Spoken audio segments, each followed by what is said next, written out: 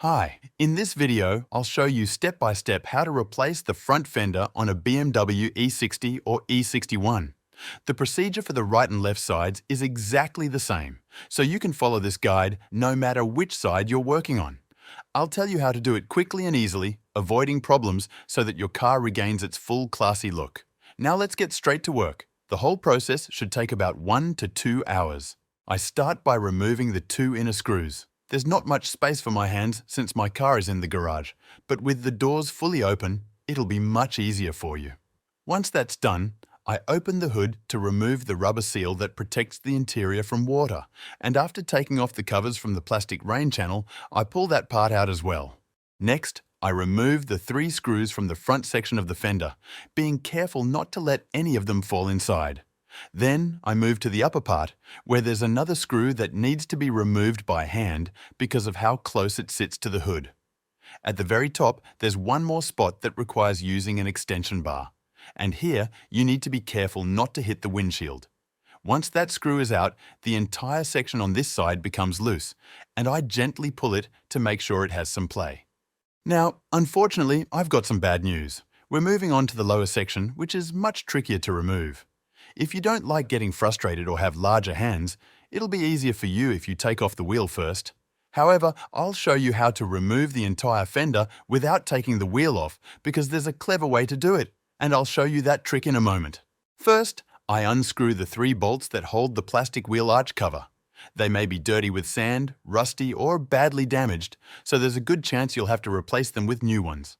After removing them all, I bend the plastic slightly to make room to fit my hand inside between the bumper and the car's frame. Now, a little trick that will make our job much easier. I turn the wheels to the left to create more space, which is more than enough.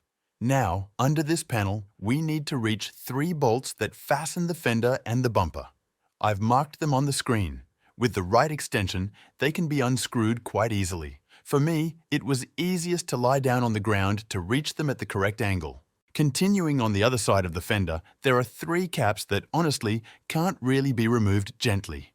Every time I've tried, it always ended up with me having to replace them with new ones. Absolutely every time. I remove them using my trusted method, being careful not to damage the paint, and then unscrew 2 bolts deeper inside the wheel arch at the bottom, as well as 1 bolt located slightly higher than the others. You're probably wondering how many are left to remove. And unfortunately, I have to disappoint you because there are still a few more points we need to tackle. Underneath, there's a bolt screwed directly into the fender, which I now unscrew. A bit further on, there's another one securing the side skirt cover, and we also need to remove that one, as it will give us a bit more room in the later stage. Now I gently move the side skirt cover aside, and being careful with the paint, I unscrew the 2 bolts that hold the lower part of the fender, making sure not to scratch the surface. To be safe, you can place a piece of cloth or cardboard under the wrench. Next, I bend the wheel arch liner just enough to fit my hand inside. And here's the good news.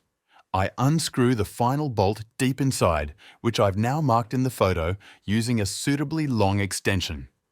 After this step, we can finally remove the entire damaged panel and reveal the beautiful interior of our car. If this video was helpful to you, please leave a like and a comment. It really helps me create more content for you. Thank you. Once I clean any potentially dirty areas, I take the new color-matched fender and carefully position it in place. I align all the mounting points slowly and without using force because it's better to spend an extra 5 minutes on fitting than 3 hours later repainting or fixing a scratched or dented part, so take your time. I start the assembly by tightening the 2 screws in the sill cover. I gently move the entire panel aside and tighten everything without scratching the paint. If you previously removed the entire panel, you can reinstall it at this point.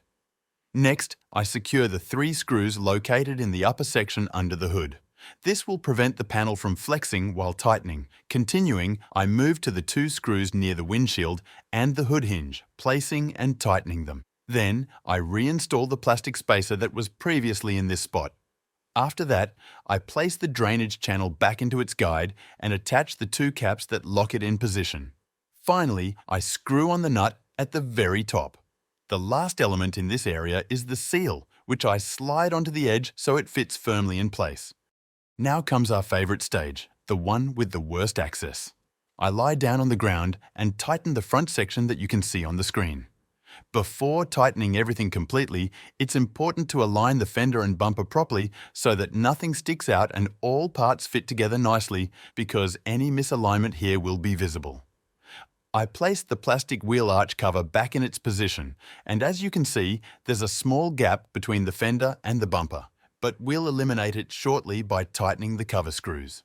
I start with the one that aligns the parts nicely, but unfortunately, in my case, it's already quite worn out. Inside, there's a small metal clip that no longer holds properly, so I'll need to replace it to make everything fit well. Then I tighten the screws below to protect the entire interior from excess water entering inside.